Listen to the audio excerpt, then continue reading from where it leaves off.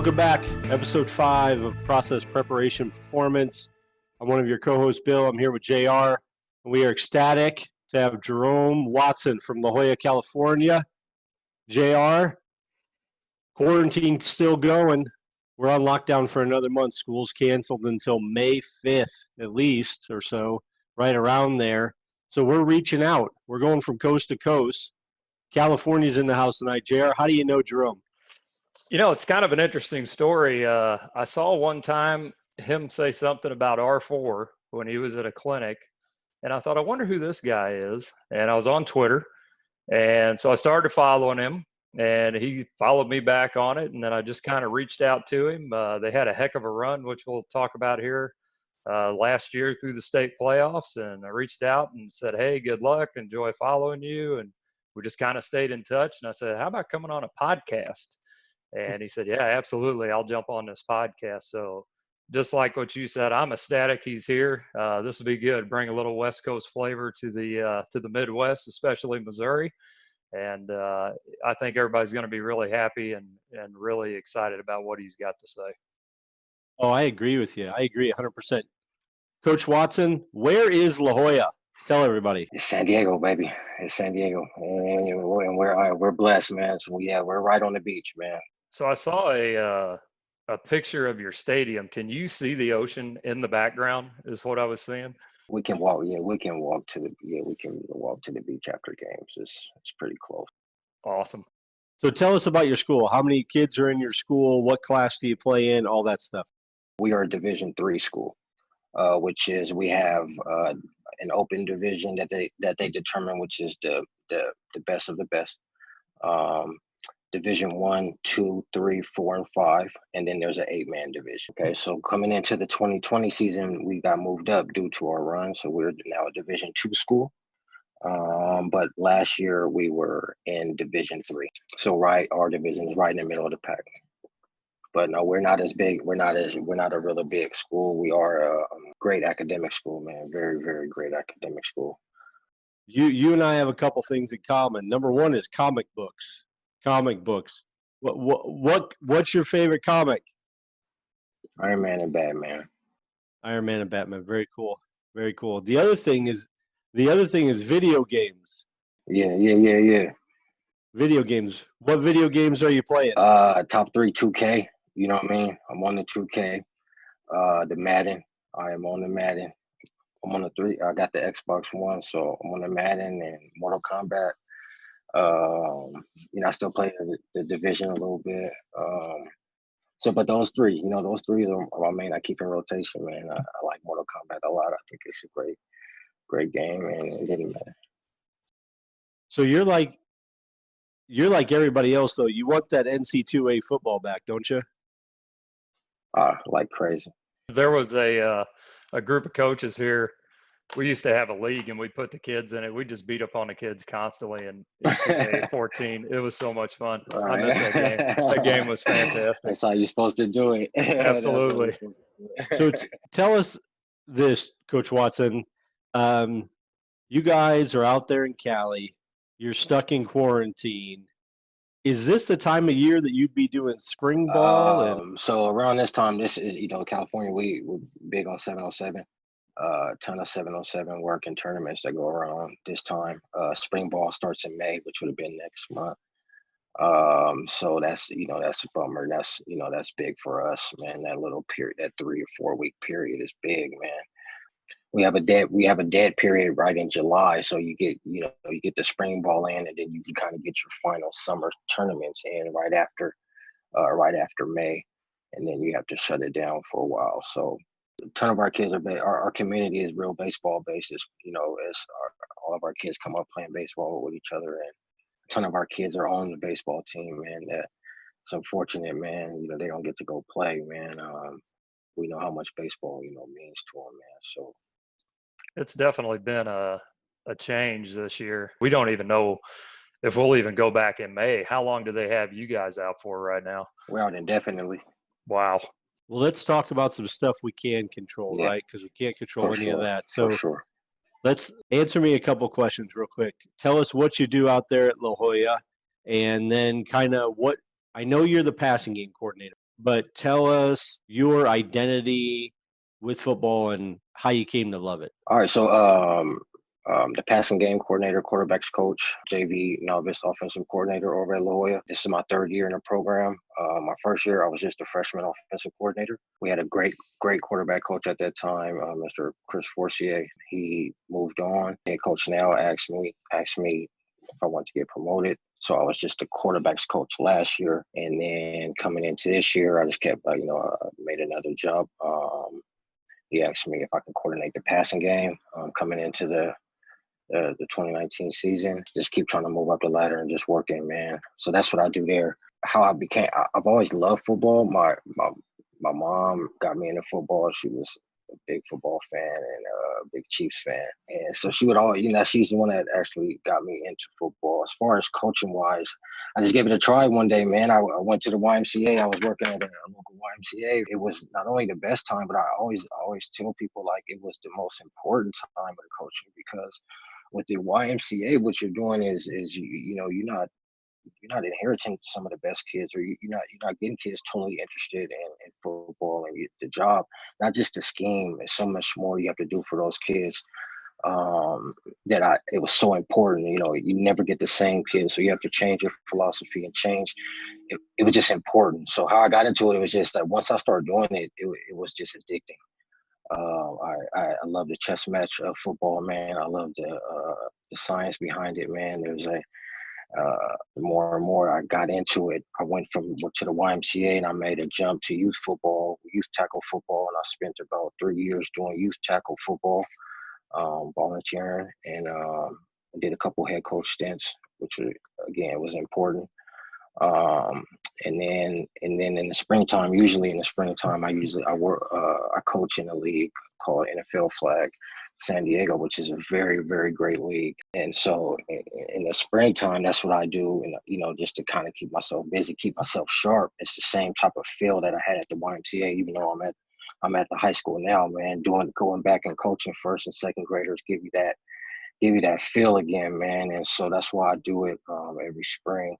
And teaching it the way I wish I would have been taught, and trying to at least, making sure the game is fun, making sure it's understandable, it's fast, but it's fun. It can be fun. You guys had a heck of a run last year, and I believe it was the league championship semifinal. You guys were down 7 with 10 seconds to go, threw a touchdown pass, went for 2, won the game, and then the next week you're down again with like 15 seconds to go, throw a touchdown, win the game. How do you guys get those kids to believe that it's never over and to never give up? These kids believe in themselves. They believe in each other. They believe in the program. And once you got that, man, and you got coaches that, that believe as well. And in that moment, man, we were conditioned for it. We kind of got to the point to where, if it was tight games, we were going to win. Brawley game was incredible. And that Brawley team, which is a team out here located in the desert, that team is phenomenal, man. Every time I still watch it once every 10 days or something, just because the team was so good, and we have them on the schedule again this year. So it's a team I got a lot of respect for, but they were attempting to draw us off sides on a crucial 3rd down or 4th down. And one of their kids ended up jumping and, on like the 5th hut. And so that's just us being in the moment, man. Just nobody jumped. Nobody was panicking, man. We just knew that, what they had to do, our defense was phenomenal. And so we got the ball back, and quarterback finds our receiver. The field, he's actually just running what we call a read hitch, and he found him out there. And what happened was he caught the ball on the sideline. The initial kid that went to tackle him thought he was going to go out of bounds. Our kid didn't go out of bounds. A kid stepped back, almost like how the Saints and the Vikings game went. And he jabbed him. He ran out of bounds. And at that point, it was a full-on 12-yard sprint to the end zone. Now, this is a kid that will put up against anybody if you want to talk speed. You want to talk straight line speed.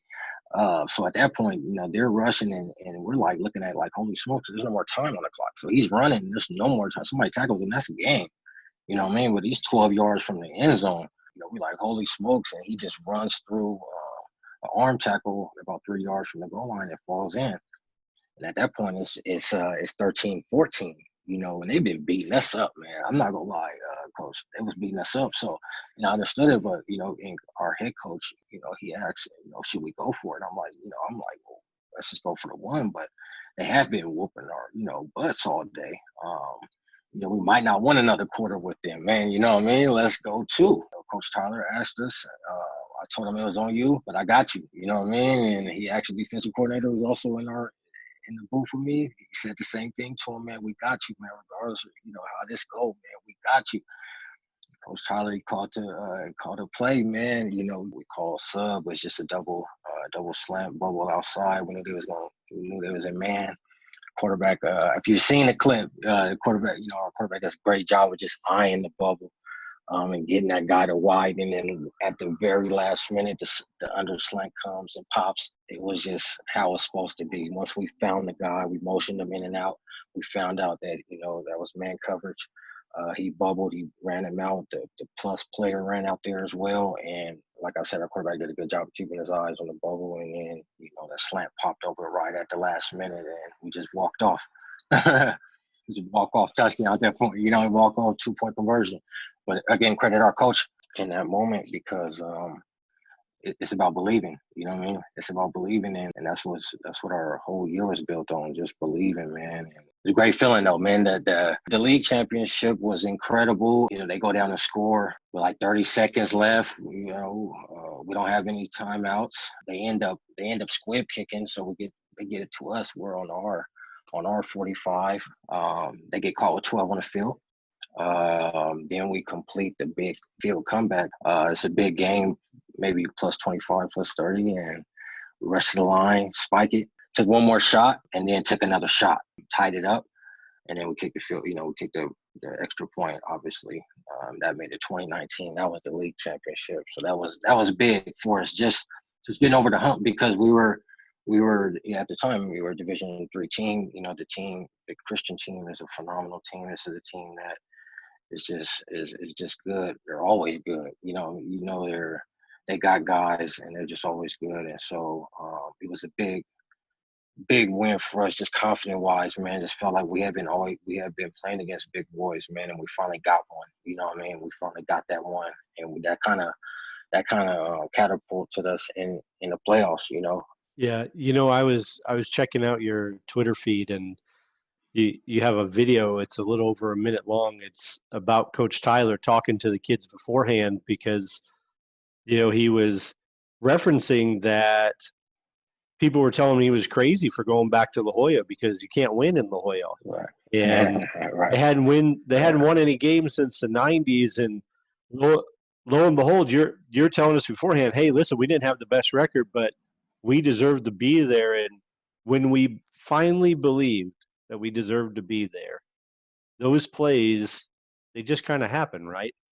Right, for sure. When you put that group of kids together, because they were so tight and they hung out and all that stuff you were talking about, it really didn't matter the play you called in my mind. This is the way I think. Right.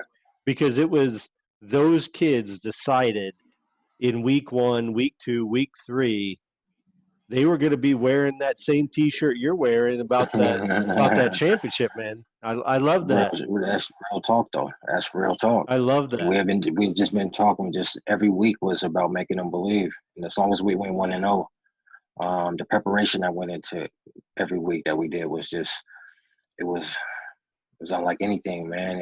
And they felt it, and it it resonates, man. If you La Jolla is beautiful, man, but it's not known for football. We're in the soccer and baseball community. You know what I mean? That's what reigns supreme. And so, but then you look at a picture of our championship game, and the crowd we feel a junior college stadium up, little old La Jolla, you know what I mean? But we're jam packed in there, man. It's just a community like this. What Coach Tyler and his football team, what we did this past year is just incredible, man. We really made people believe that was the goal, and we did, So Jerome, you touched on it a little bit there. La Jolla is known, you say, for more of a baseball type community and whatnot. What did you guys have to do, or what's something that was kind of unique that you guys do to try to keep the kids, getting excited about football, staying out for football. I know you've got a slogan, "Sail the Ship." And what else do you guys do to get kids to stay excited with football when you're kind of going through those tough times? Well, creating an atmosphere that they want to be around. That's number one.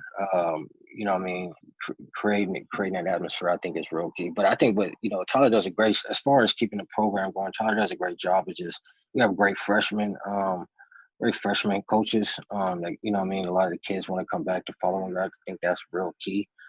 Things like every year we go up to Big Bear for a weekend, take the whole the junior varsity team, about 50 kids. Coaches go up there for like a 2 or 3 day Where retreat. is Big Bear? Because people here in Missouri aren't going to have any idea. I'm sorry. I'm so sorry. I keep forgetting about that. So Big Bear is located about an hour, about 3 or 4 hours away, up on a mountain. It's where people go to ski at here in San Diego. So if we got to go ski, you got to drive a ways away. It's on top of a mountain. When we go in the fall, it's obviously no snow there. The lake is melted. So during the winter is when it's beautiful.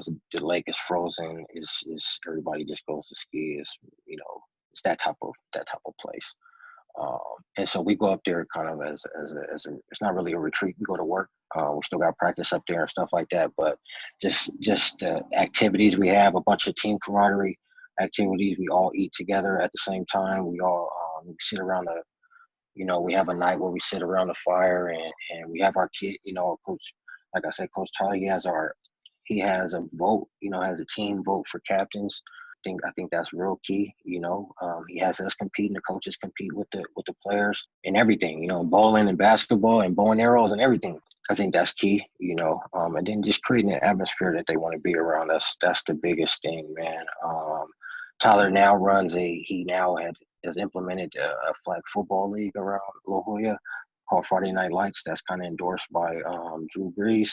He's building a true program, and making sure that he stays true to his word. We're really selling the ship, just like you talked about, man. And that word, the sale part of it is broken down as the S being selflessness, A for accountability, I integrity, L for love. And the thing that was cool what Tyler did this past year is we had a Viking shield that every kid had to go pick one word about how the season's gonna go, and even the coaches had to do it. We all wrote a word on a Viking shield, and we carried it out to every game. Just things like that. And it's cool. Just every kid had to pick a different word, and why it applied to them and or football. And you got to hear some interesting stuff, some really cool stuff, man, and some really good ideas. And every week, a different player got to carry that shield out with everybody's written words on there. So things like that, man, that creates a team in itself. Those type of things, I think we do a good job of, man. Sounds pretty awesome to me. I think I'd be competing to see if I could have that shield at the end of the year. I think that's what I'd be doing, right? Coach, you mentioned the 2-point play, the bubble with the 2 slants attached, and as the passing game coordinator, what is kind of your philosophy? I mean, don't get me wrong, I like to throw the football. I love to throw the football. But if you could, would you throw it all the time? Do you like to spread it out 5 wide? Tell us about it a little bit. So we are a spread team. We're a 10 00 personnel team. We did have this past season, we had the fortune of having a tight end, which allows us to get into some more 11 and 20 stuff. But again, like I told you, in La Jolla, man, we're 10 personnel. We gotta be. We got pitchers and catchers. You know what I mean? We got pitchers and catchers, man. And so we got to spread it out, and we chuck the ball. We throw the ball, man. We do have a great running back right now that we feed, because we know that his type might not come back through here like this again, man. So we got a phenomenal guy right now that we obviously excited about. But we're a 10 personnel team. If we could pass the ball all the time, I would. But I think philosophy wise is, again, man, when you get all these kids that can do multiple things. We got a bunch of kids that what we consider triple threat players that can pass, catch, and shoot. It's just we got all these different kids. All these kids can do all these different things, and I think that by spreading them out allows them to utilize those things a little bit more. Balance, making sure you distribute the ball to different different playmakers, move your guys around, some matchup based It's a matchup-based league, man. Like you said, the play itself doesn't matter. Personnel, formation, and then play. How can I get him on him? It's real simple. You know what I mean? And that's why we go 5 wide. If you watch our tape, we're in empty. We go empty. And if you got 5 guys can cover, then good. But more often than not, you probably don't. And we got to find them. And we've got to find them. You know what I mean? And that's the philosophy, man. It's just and we're at the point now where we feel like that's why we're so excited about this year is we found the groove at the right time last year. We started off rough, but it was just kind of figuring out the type of team we want to be. Right. So we weren't a 40-point per team. I'm not going to sit here and lie and tell you we were 40 points per team, but we made the plays when they mattered because we had a defense that we could punt on. We could punt. You know what I mean? We felt like we could punt the ball and we're going to get the ball right back. And so that was just that philosophy. Plus we had a sophomore quarterback who was going to be phenomenal, but bringing him along, everybody for the most part had new positions, and so the point of this whole thing is to continue to grow, right? Like if you peak in week 3 or week 4, man, you're in trouble. If you're not consistently improving, working out the kinks and making sure that every answer they have for you, make sure you can go now have an answer if it surfaces again. The more and more we play tough games and play tough teams and good teams and we just kept building answers to where we became a team that could an offense that can really truly complement our defense. And now we're in a position, coming into this season where we return entire offense, staff in place, players in place, and that's what's exciting, right? So there's no reinstalling much. It's just getting crisp at what we already do. Philosophy-wise, though, we are a spread team. We do use, as far as the R4 stuff, how Mr. Simmons found me, we use the terminology. That's about teaching the quarterback, what is open. I think is key, and so that's why I recommend that R4 stuff for any passing game or any quarterback, receivers coach. Make sure that he always has a rhythm read, a rush route. And that's consistent. That's consistent in our playbook. We mirror routes for installation purposes, but for the most part, we're calling split field concepts. Quarterback reads leverage, and we go from there. Give him two concepts: a 3 and a 2 beater, a 1 and a 4 beater. That's how we're structured here in La Jolla, my man. Nice. Do me a favor. You said you got some kids coming back. I know California football is good. I know. Trust me. We hear about it. I'm one of those high school football junkies. I'm checking max preps and seeing who's who and what's not. So go ahead for the next segment and just show those kids who are coming back some love, man. If you want to mention them, if you want to talk about them. It's too many. Hey, look, if they listening, because this is my dudes, man. So if they listening, I think we were returning 15 starters.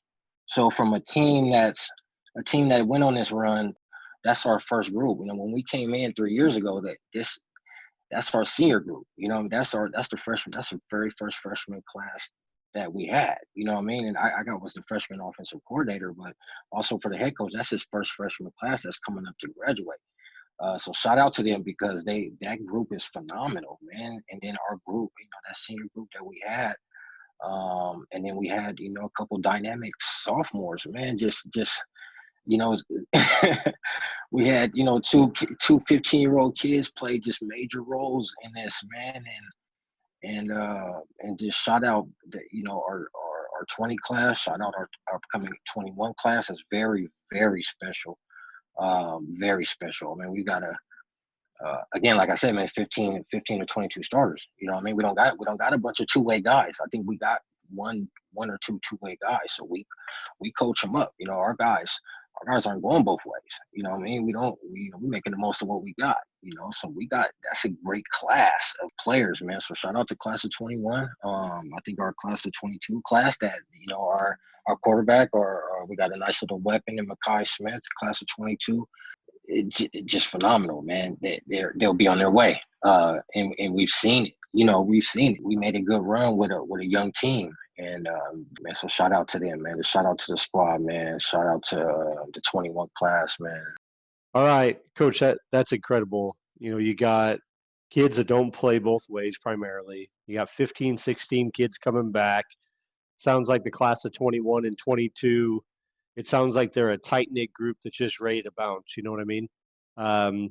Here's what I want to know. You're in the box, so you're not directly down there in the field, but I'm sure you could hear through the headset like everything else. Coach Tyler calls timeout. It's 3rd and 7, whatever. What pass concept are the kids calling for? Because, I'm the OC and kids always have an opinion, right? So what concept are they calling for? Because they're like, yo, coach, run this, run this. What are they asking? Probably Casper. Probably Casper. So a three vertical concept. If we're running it out of empty woods, Ohio out there, which is a fade out, and then if it's Casper to the 3-man surface, is the number 3 receiver will have the bender, the seam read, the Y I have the out, and then the X I have the fade out. You know what I mean? But it's just spacing for everybody. I'm pretty sure that's what they're calling on 3rd and 7. And again, we got smart kids, man. We got, these kids are gonna be scientists and astronauts. I mean, you're talking, 4.7 and 4.5 GPA, man. These kids are phenomenal, man. Like these. So you got, if they've seen it, you got to listen to them, right? These kids are smart, but this is the advantage we have, man. Is they see it. You probably got to be right, but it's fun to have that type of system where they feel like they know their job is to read the defense. That's their job, and so they come back with feedback. It's phenomenal, man. And that we've opened that line of communication for them to know, they got a voice in this, man. This isn't a dictatorship. If it's not working, if you don't feel like it's not going to be there, let us know. Same thing with the quarterback. Same thing with the quarterback, man. Is what are you liking out there, man? What are you seeing right away, man? Leaving that line of communication open for the players, I think it's pretty cool. I love it. Let them play, right? They came out there to play, so let them play. Still backyard. It's still backyard ball. Absolutely. You know what I mean? It's still backyard ball. Absolutely. So, we put up a poll on Twitter a few weeks ago, and you being an offensive guy, I'm going to ask you, JR and I believe that there's only 3 ways to run the football: inside the tackles, outside the tackles, or option, which if you're a true triple option team, you got a guy inside and you got a guy outside. But it's our contention that you can only run the ball 3 ways. Now, our Twitter poll went out and we're about 50-50. So I don't want to put any pressure on you right now, coach. I don't want you to feel it. I mean, it's not like that 2-point conversion for that league title now, but you got to give us a vote. So what's your vote? That's tough. I mean, I guess in theory, yeah, inside, outside, and option, which you would consider bubble and smoke screens run game, right? Yeah. Yep. So that falls under the option. Yep. Well, I'd have to agree. There you go. We're winning, JR. We're winning. We also put out something else on Twitter because JR and I ride to the games together in a vehicle. We usually take turns driving. We don't ride the bus. Usually it's one coach on the bus. But as well as I do that there is some funny stuff, man, that happens in that press box, on the sideline. JR and we're going to put out an entire One Time in the Press Box bonus episode podcast because we got some funny stuff, man. There's some things that we tell the same stories week in and week out, and we're still laughing. So I got to know out there in La Jolla, give me a One Time in the Press Box story. Give me something that just makes y'all laugh. So I sit in our press. I'll say the state championship game was unique. We traveled up north to Sacramento, which is the state capital. It was a great stadium. It was an old school stadium. They had grass, thick grass. It was really old school, but the box itself was like a woodshed, like a kind of like where you would kind of use where they would tell you to go to use the bathroom out there, like an old outhouse, And so as far as the booth, man, our booth, man, it's serious because we're up there, got the play sheet lined out and notes all over the place, man. So, and I'm trying to think of a crazy story. You might have to come back to that one, man, because outside of the champ, you know what I mean, the 2-point conversion. Me and the defensive coordinator, we took our headsets off, man. We hugged, and this is why the play is going on. You know what I mean? Like, it was just like, it's been real. You know what I mean? Like, and my favorite stories of the phone is of the booth. My man is running out. Running out with the win. You know what I mean? Right after the championship, after we won the CIF, running out, our box was located right on top of the home team's on the home team stadium, side. So when we left the box, we had to run down down the steps through the team we just beat. That's what we remember, man. That type of stuff, man. Like that coming out the booth, like, let's go, man. Like, we got this done, man. And that's my favorite story. It's usually just Skittles and apples, man. But one thing I tell you is our defensive coordinator, he always brought an apple. And so we would always ask him if he had the apple. I thought that was pretty cool because every time he had it in the booth, he would have it out, right after halftime, man. And so I knew it was on. I knew it was on, man. So there's little stuff like that, man. That as far as crazy stories, I don't think we really had a crazy one yet. What's the longest road trip you guys have been on out there? Because California is a pretty big state. I know they got you divided into 10 divisions, but for sure. As far as this past season, we actually it was pretty cool. We didn't have much travel outside. We had to travel to Sacramento. We had to travel for the regional championship right after we won CIF championship here. The furthest we had to drive as far as in season, about a year ago, we had to go out to the desert, which is about a good hour and a half trip, man. And it's the desert, man. It's 90 degrees at 8:30 at night. It's unreal. It's unreal. That's an advantage for real. So that's the furthest we've been is the Central High School, which is they do a darn good job out there in the desert building that program up. We lost that game last year. As far as travel wise, everybody in our league for the most part is we don't have to travel too far, maybe 10, 15 miles at the most, my man. So it's not that bad. That'd be nice. It's not. Yeah, that'd be nice. It's not that bad. That'd be nice. It's not. It's a ton of schools here, man. It's Yeah. a ton of schools. So our travel isn't that bad at all. Again, like I was telling you about Coach Tyler, man. Right away, our first game of the season is the team we beat to get to the championship game, and in that with the 2-point conversion. That's our week 1 game. You know what I mean? And then our week 2 game is the team we played in the championship. You know what I mean? So it's you gotta love this, man, right? Like, this is what we doing for it, man. This is the kids know, like, we want to go play the best, man. We want to play. We want to make a point, man. It's a statement here, and that last year it wasn't a fluke. And but as far as the travel go, my man, no, we don't got much. We don't got that. We don't have it that bad. How about you guys? How's it out there? You're pretty fortunate. We travel a lot. We travel a whole lot, and a couple hours easy to go down and play the other side schools that were currently, in our classification. So, Coach, awesome stuff. You got the kids believing. The ship is definitely sailing in the right position. Like I told you, I listened to Coach Tyler talk. I would have ran through a wall. It would have been all right. I would have.